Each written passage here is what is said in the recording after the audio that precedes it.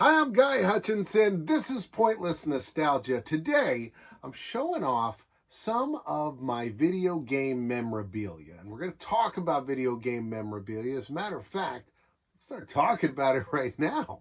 The reason why I wanted to discuss the concept of this stuff is because today there is so much memorabilia that you could buy, too much.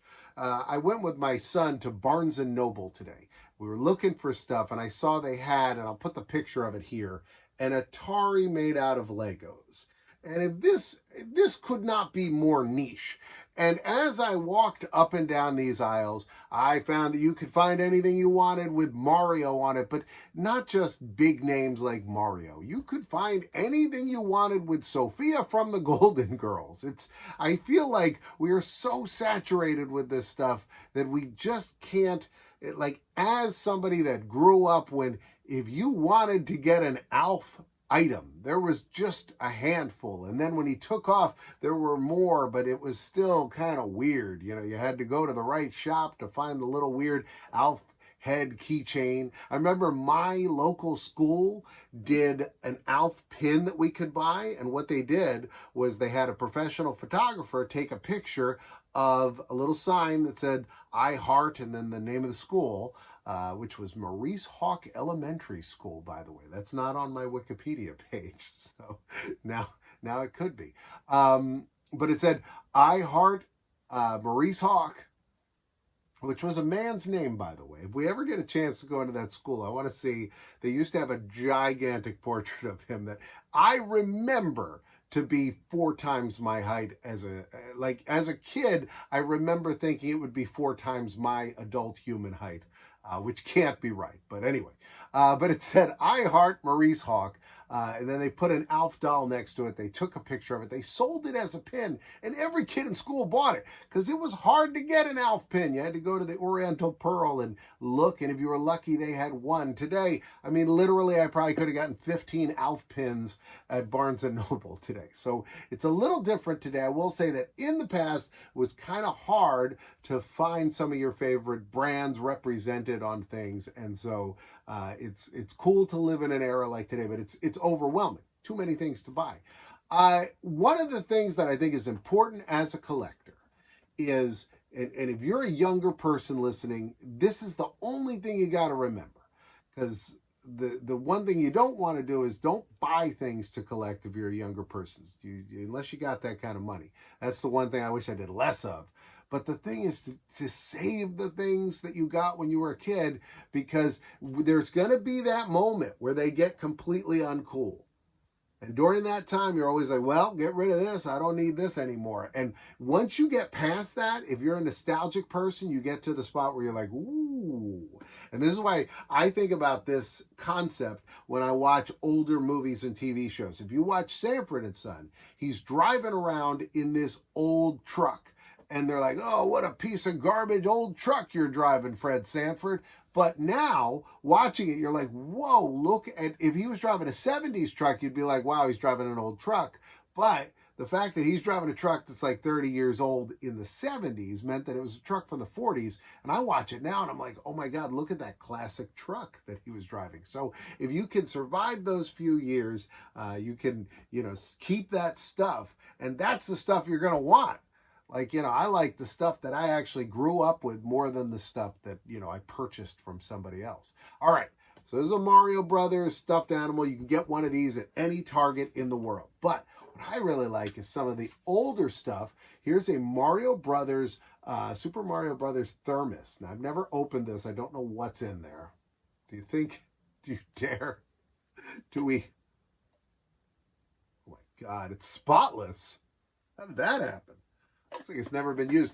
This was a gift from my buddy Rob O'Hara. And Rob watches these videos, but he also has his own YouTube channel, which I'll put right up here, which I love, which is Big Rob's Van, I believe. And this is one of the channels, if you want to know what I watch regularly, this is one that every time he puts out a video. But I think he sent me this, and I love it. I love this kind of stuff, because it's retro. What I like is, I also like collectibles. Like, some people would want the one in the lunchbox, and a lunchbox that has no scratches, and the thing that has no scratches on it, they'd want it in pristine conditions. They put it on a shelf.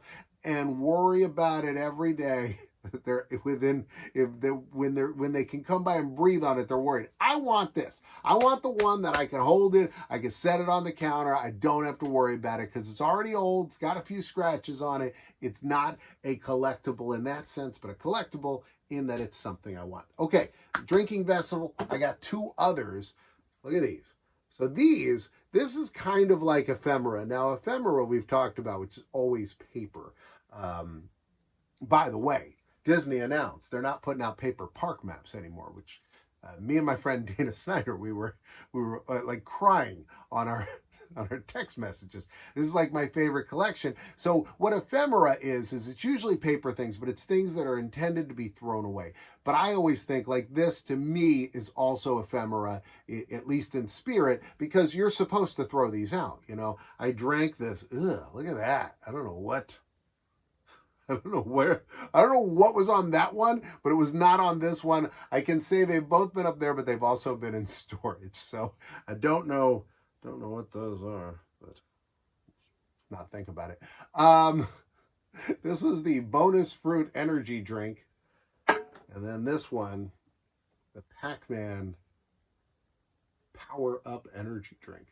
And this is the one that this one I know spent some time in the attic, so I don't know. I don't want to ask too many questions. All right, here's a more recent one, and this goes back to that theory I was telling you about. Look at this. So it's Tomato Head from Fortnite. I started collecting just a little bit, not collecting like purchasing, but just if I saw something and somebody was getting rid of it, I grabbed it. And this was one this is my son's toy, and he probably would not have cared about this a few years ago. Now he'd probably think it's cool to some degree because, oh, I remember that. I noticed with Fortnite that they had these phases where it went from being popular to not being popular anymore, and then back to being popular. And it's done that a couple times. It's went from not relevant to relevant, and that to me sounds like a Scooby-Doo. It sounds like a thing, a Mario, that'll be around forever. But I also thought, you know, that these things were collectible, and they're cool, iconic. Here's, I'm gonna show a couple of these. I have some of these that were gum containers. I like that we found nothing gross in the thermos, but on the lid of the, I don't know, it looked like, this is a toilet for, all right, so this, totally empty. That's good. This was, one time this had gum in it, which I think is great. This one also had little candy mints in there for a long time. Pop this open, candy mints would be in there. I love to save these kind of things because generally people toss these, and I always think they look great on a shelf.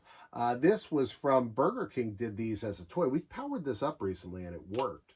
Let's see if it does. Yeah, it still does. You can play tennis on this. So these were these Burger King like giveaways in the Happy Meals. You'd get these, which, remember what we learned the other day? Big news. In the UK, no more plastic toys in the Happy Meal, which means you'll never get this, or you'll never get this, which I got in a Happy Meal, which you pull them back and it goes forward. You'll never get that in a Happy Meal.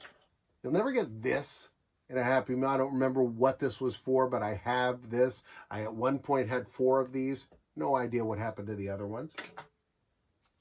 Never have this if you have no plastic in there. Now, there are some cool paper video game collection items I do have. These are made out of paper. I just feel, though, there's a record in both of these. Look at this, Pac-Man Picnic, and then Pac-Man Goes to Playland. Playland? Isn't that it was an arcade in downtown New York City. You went to Times Square to go to Playland. I like this. They're reading the book in the back with the Shaggy DA, apparently. See the pictures, hear the story, read the book. And so you would read this book. It's got the record in there, the book. It's in black and white, so you can color it too. It's fun. They don't advertise that, but you could do that. All right, look at this. This is great. Everything's dusty today. I'm taking things off the shelf that haven't been off in a while. I mean, it's a basement. I always have to remember what I'm doing. This is a basement, so some basement-y things going on. All right, This is a Pac-Man joystick. You got your A button, your B button. I love these. This was an era where they had a ton of these, where they would plug into your TV. I bought many. This is probably my favorite one, though, because look at this thing. Look how cool that looks. Generally, you don't use these cables. I don't know how many new TVs even have these, so you'd need some kind of adapter, so you probably wouldn't play. But if you're like me, you got an old TV or two, another one of those things that went from being uncool, like people would see it in your house and they'd be like, oh, look at that, to now they see it in your house. What do they think? Oh, he's a collector weirdo. But it's not like they're like, oh my God, I'd rather have that than my HD TV. But they don't think of it the same way. There was that period of time, totally uncool. But anyway, I like this. I think this is pretty cool. This is my favorite kind of collectible because you can actually plug it in and use it. You can play the game. So like if you're like, hey, what is this a rendering of? What is this reminding me of? Oh, plug it in and actually play it. Actually enjoy Pac-Man with the Pac-Man collectible. Pretty cool. All right, right now there's going to be a box over here and one here. And you could choose either one of these two and then come back at 2 and see me tomorrow. Talk about something else. But right now you can choose.